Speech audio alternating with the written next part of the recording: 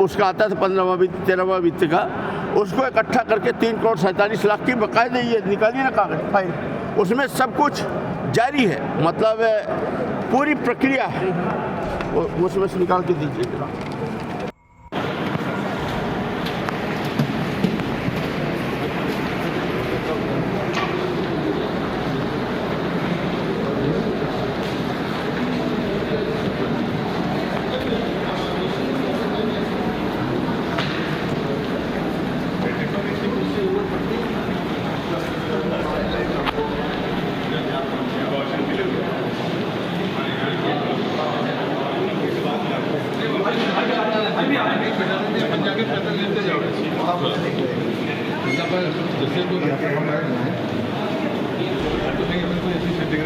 नहीं, मैं तो खुली बात करता हूँ, मुझे क्या है, मैं तो अपनी ड्यूटी कर रहा हूँ। सबसे पहले तो जब बैठक शुरू हुई तो मैंने मंत्री जी से निवेदन किया, हालांकि मैं उनके सामने कभी बोला नहीं करता था, मैं 20 साल से उनसे परिचित हूँ और वो हमारे वरिष्ठ टाइप थे, हम लोग उनके सामने बात ही नहीं करते थे, बहुत संकोच करते थे। आज भी हमने उनसे यही कहा कि, तो उन्होंने कहा नहीं आप तो अपनी बात रखो, ये तो संवैधानिक मामला। तब मैंने कहा जब यही कह रहे हैं तो मैं अपनी बात रखा। पहली बात तो ये है कि 20 सदस्यीय 20 लोगों का निर्वाचन होना है। ये जो जिला पंचायत है, ये जिला पंचायत की सबसे बड़ी जिला पंचायत है रीवा, इसमें 20 सदस्य हैं। 20 में से 13 जिला पंचायत से और 3 नगर निगम और नगर पालिका क्षेत्रों से इनका निर्वाचन होना है। और निर्वाचन ऐसे नहीं होना है, एक बकायदे जैसे चुनाव होता है, जैसे हमारे टाइम में भी हुआ था, एक सदस्य होगा प्रस्तावक, एक समर्थक होगा, उसका वोट होगा और एक व्यक्ति 2 जगह वोट नहीं डाल सकता है। इस तरह से जनसंख्या के आधार पर संख्या कुल 20 है, जिसमें से 13 का निर्वाचन होगा। इसी तरह 3 का निर्वाचन अलग से होगा, 13 3 16 हो गए। 2 राज्य सरकार को रिपोर्ट करने का है, एक महापौर और एक जिला पंचायत अलग हो गए। इस तरह से कुल मिलाकर के 20 होते हैं। अब इसमें अगर कोई प्रस्ताव आएगा और थोड़ा भी भेद आएगा, अब ये दबाव बनाकर सब में कोई कुछ ना बोले अलग बात है, पर अगर हम जैसे आज हमने 2 मुद्दों में बोला, मैं सहमत नहीं हूँ, आप विभाजन करा लीजिए। तो विभाजन कैसे कराएंगे? विभाजन में जो विशेष आमंत्रित सदस्य जैसे हम हैं, अभय मिश्रा, विधायक या सांसद, इनको मत देने का अधिकार नहीं है। मत देने का अधिकार केवल किसको है? जो निर्वाचित सदस्य हैं। जब निर्वाचित सदस्य ही नहीं है तो ये बैठक वैध कहाँ हुई? ये तो तानाशाही की बैठक हो गई। आपका कहना कि ये बैठक पूरी तरीके से अवैध थी? अब मेरा मतलब असंवैधानिक थी, विधि सम्मत नहीं है। और एक नहीं, ये 2 बैठक हो गई। ये विधि सम्मत बैठक बिल्कुल भी नहीं है। ये समस्या बताया गया, ये मैंने उनको बैठक प्रारंभ होने से पहले बोला, और फिर दोबारा जब उन्होंने बेक में आया, एक प्रस्ताव आया, तो हमने कहा मैं सहमत नहीं हूँ, इसमें वोटिंग करा लीजिए। तो वोटिंग का अधिकार नहीं कहाँ से करा ले? तो मतलब ये एक तरह की ये छुछुमाई बैठक है, इसको हम छुछुमाई कहेंगे। इसलिए छुछुमाई की जब वैधानिक ही नहीं है तो क्या मतलब? दूसरा पेयजल का मामला, 148 करोड़ को सुनने को तैयार नहीं।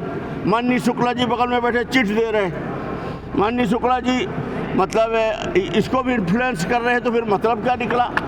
वो बगल में हर बात पे चिट दे रहे हैं। और पूरी तरह से जो 138 करोड़ का घोटाले का आरोपी संजय पांडे, जिसकी नौकरी ही फर्जी, ये हंडिया से पॉलिटेक्निक, हंडिया तहसील, हंडिया जिला, प्रयागराज से 1994 पॉलिटेक्निक के डिप्लोमा की डिग्री, ये 100% फर्जी, ये चेक करा ले। और वहाँ से नौकरी करके और किसी की कृपा से यहाँ ई का चार्ज लेकर 138 करोड़ का घोटाला था। मैंने उनके सामने, माननीय मंत्री जी के सामने, हमने उसको बोला, उनको कलेक्टर महोदया को, कि महोदया जब सब अच्छा है, जैसे माननीय मंत्री जी ने अंदर कहा कि सब अच्छा है, कहीं कोई कभी नहीं, जिस तरह से कागज़ की बातें चल रही थी, कागज़ के घोड़े दौड़ाए जा रहे थे, तो वहाँ तो लगता था कि यहाँ रामराज है। अंत में सब विधायक, चाहे पक्ष के हों विपक्ष के हों, जब समझ गए मनसा, तो उन्होंने कुछ नहीं बोला, वो चुप बैठ गए कि चलो भैया सब अच्छा है। पर मैंने तो तब भी बोला कि साहब, अगर आपके यहाँ रामराज कर देने से हो रहा है तो आप हमें ये बता दें कि बाहर जाके मैं जनता को क्या बोल दूँ कि सब कुछ रामराज चल रहा है।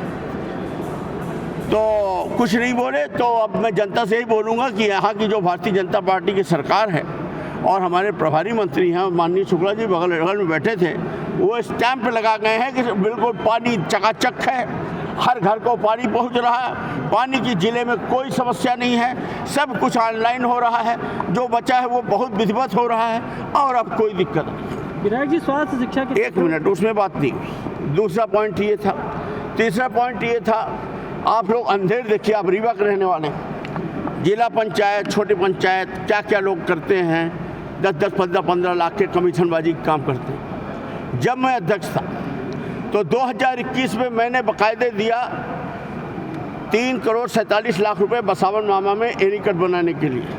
इससे पवित्र काम क्या हो सकता है? ये 138 करोड़ रुपए ऐसे निकल लेते हैं। ये क्या है 2025, इधर से उधर, उधर से इधर, ये करना, काम न करने देना। माननीय राजेंद्र शुक्ला जी विकास रोके हुए, जो मैं आरोप लगाता हूँ 4 साल से कैसे रह गया। जैसे ये देखिए आप, ये देखिए, एक ये कौवा ढाल से जोड़ी मार्ग 1 करोड़ 48 लाख, ये देख लीजिए ना, कभी उन्हें करेक्ट करिए। और ये देखिए बसावन मामा एनीकट 3 करोड़ 71 लाख, ये साइन। इसमें जब मैंने अभी ध्यानाकर्षण लगाया तो ध्यानाकर्षण में इन्होंने, ध्यानाकर्षण की सूचना में कलेक्टर महोदया ने लिख के दिया कि उसका वो जगह ठीक नहीं थी। जगह ठीक नहीं थी तो तुमने टीएस क्यों किया? तुम्हारे इंजीनियर ने टीएस किया होगा तब ना हमने एएस किया होगा, तब ना पैसा दिया। हमें थोड़ी बनाना था, वो तो ओपन टेंडर से बनेगा। पर बहानेबाजी, अब उसको बहानेबाजी में कि अब जगह थोड़ा बगल के बगल में बना रहे, चलो बगल में बना दो। उससे फ़ायदा क्या होगा?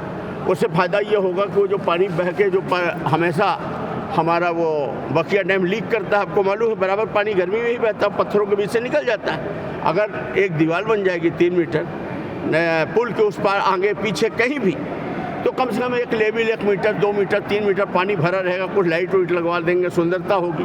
12 ग्राम पंचायतें नदी से इस पार हैं, 12 ग्राम पंचायतें उस पार, उससे पानी की सुविधा हो जाएगी। सिंचाई अगल बगल के खेतों में होने लगेगी और ये जो कलिंदा उलिंदा की खेती होने लगेगी। तुमसे 2 रुपये नहीं मांगे, पैसा हमारा है, हमारे चुनाव का है, मतलब हम लोग अपनी संस्था काम नहीं होने दे रहे। 1 करोड़ 47 लाख रुपए का ये वो रोड है जो जोड़ी से कोवड़ है। इन्होंने मात्र ज्वेलर्स में, वहाँ इनकी खदानें इन लोगों की, और तमाम अवैध उत्खनन कर रहे हैं। रोड बन जाती तो दिक्कत होती, तो उसको लेकर के उस समय भी ये रोक के अभी इन्होंने एक प्रस्ताव पारित कर लिया चुपचाप कि वो पैसा वापस कर दिया जाए, काम निरस्त नहीं किया। धारा 185 ये बोलती है कि पंचायती राज अधिनियम की कि यदि ऐसा कोई काम करना होगा तो विहिप प्राधिकारी के माध्यम से ही इस पर निर्णय लिया जा सकता। मैंने आप प्रस्ताव पारित करिए। विहिप प्राधिकारी कौन है? राज्य सरकार। तो ना इन्होंने कमिश्नर को भेजा, ना उसको भेजा, चटपट। यहाँ गुंडागर्दी चल रही है, यहाँ नेताओं की सत्ता की दादागिरी चल रही है, यहाँ लोगों के जनहित के काम प्रभावित किए जा रहे हैं। आरोप लगाते थे कि उनका वहाँ पर एक वेयर हाउस इसलिए चाह रहे हैं, हमने तो ज़मीन भी बेच दी। हमारा तो दर्द इतना है कि सभी सदस्यों का 1 करोड़ 47 लाख गया है, तो आप नाली में डालने को तैयार हो, पर काम नहीं होने देना। संजय पांडे का स्टोरी आप समझिए, माननीय मंत्री महोदय सुनने नहीं चाहते थे, बार बार टरका देते थे। फिर अंत में कागज अंत में मैंने उनके मुंह में बोल दिया कि मैं भी समझदार हूँ, मुझे अब आपसे इस मामले कोई बात ही नहीं करनी। जब इस लेवल में सबका मैनेजमेंट है तो रीवा में क्या होगा? मैं माननीय मंत्री महोदय जी प्रहलाद पटेल साहब केंद्र में मंत्री रहे हैं, बहुत वरिष्ठ हैं, उनके लिए मतलब मैं बोलूँ तो बोलूँ क्या, मुझे पूरी ये उम्मीद थी कि वो हमेशा नियम कानून संवैधानिक बातें करते थे। आज हमें समझ में आया बाहर दिखाने के दांत कुछ और है, खाने के दांत कुछ और है। मतलब इस तरह से तमाशा, कोई मतलब नहीं निकला उस बैठक का, केवल टाइम पास। और माननीय शुक्ला जी आ गए, वो बगल में जो, तो वो वही कर चला रहे हैं। जब रीवा में वो रीवा ही राज चला तो फिर प्रभारी मंत्री का औचित्य क्या रह गया? मुझे तो नहीं लगता। जी क्या हुआ, आपको अंदर क्यों नहीं जाने दिया गया, क्या मामला क्या है? मामला अब क्या पता कि क्या है, जो कि हम आई कि मंत्री जी से मिला, क्षेत्र की जानकारी दे, जो कि हमारे क्षेत्र में भ्रष्टाचार मता है, पानी की तरह है, लोग मर रहे हैं, 2-2 परत 3-3 परत पाइपलाइन बिछ गया है, आज तक पानी नहीं मतलब दीनगा, न पाइप बिछी भर है, न मोटर लगाई, न कुछ लगाई। जो कि हमारा नाम सुंदरिया आदिवासी, जिला पंचायत सदस्य 4 नंबर वार्ड से हैं, जो कि हमारी पंचायत 32 पंचायत के हम सदस्य हैं। जो हमारी पंचायत लंबी है, हमारे जंगल क्षेत्र है, हमारे जनता मर रहे हैं भूखे प्यासे। वहाँ कौन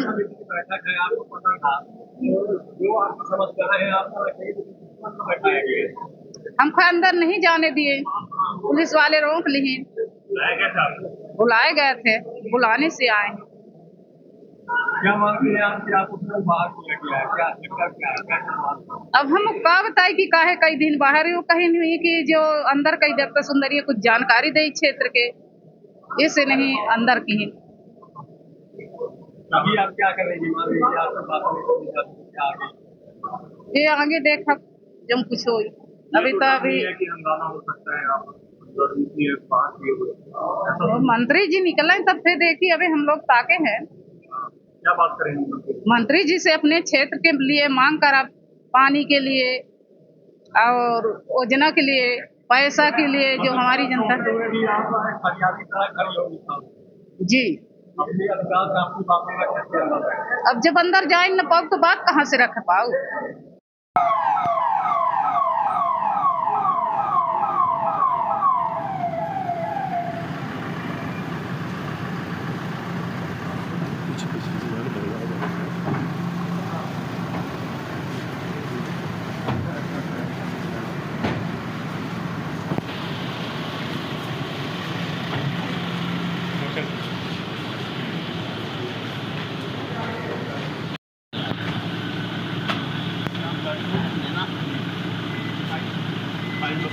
किताब को हमें किसी भी समय किताब की जरूरत पड़ सकती है। बड़ा मन है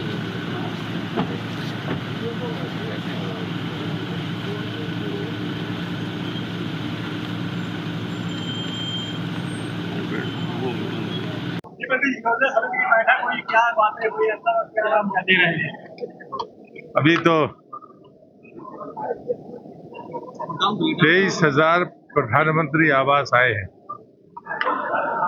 और जो आवास प्लस की सूची है वो पूरी होने की स्थिति में है। उस 23,000 आने से 96% जो अभी तक हमारी वेटिंग की सूची थी वो कंप्लीट हो गई और बहुत जल्दी बचे हुए आवास भी आ रहे हैं ताकि आवास प्लस की सूची हमारी कंप्लीट हो जाएगी।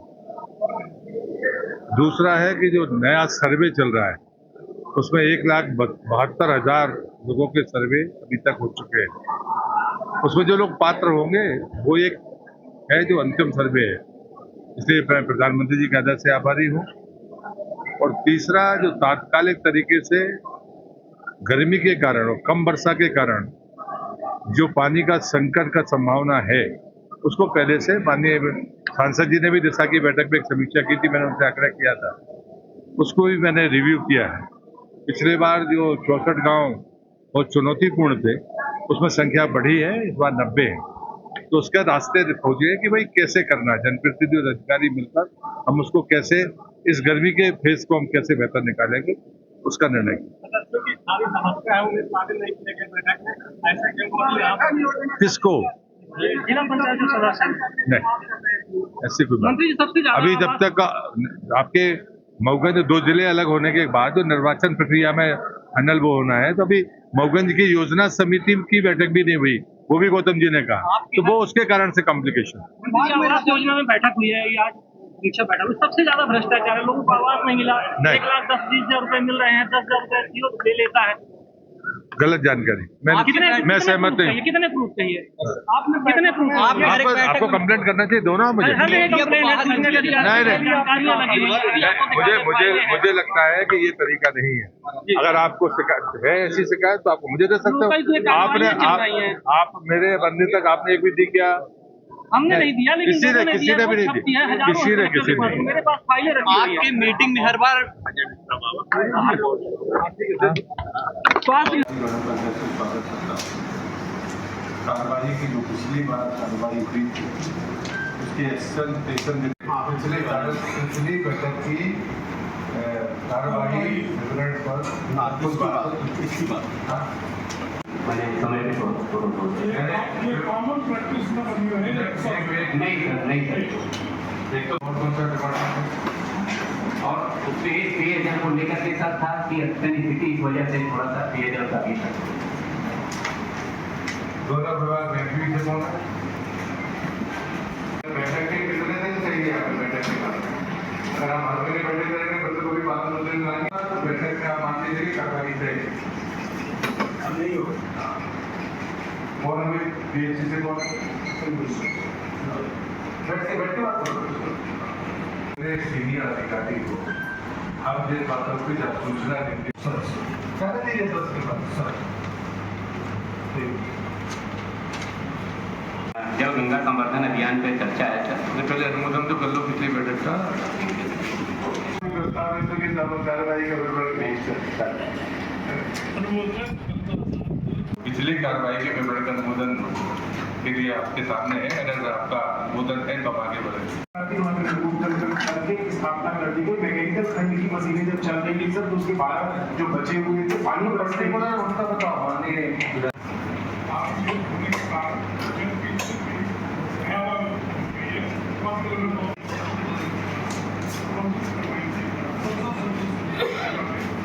कहाँ पर भी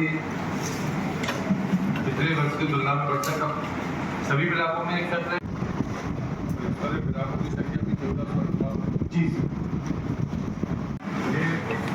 पीछे बैक कर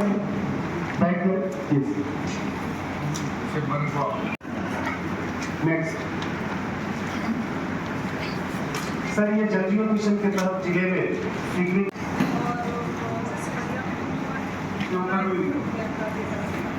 के अंतर्गत आता है।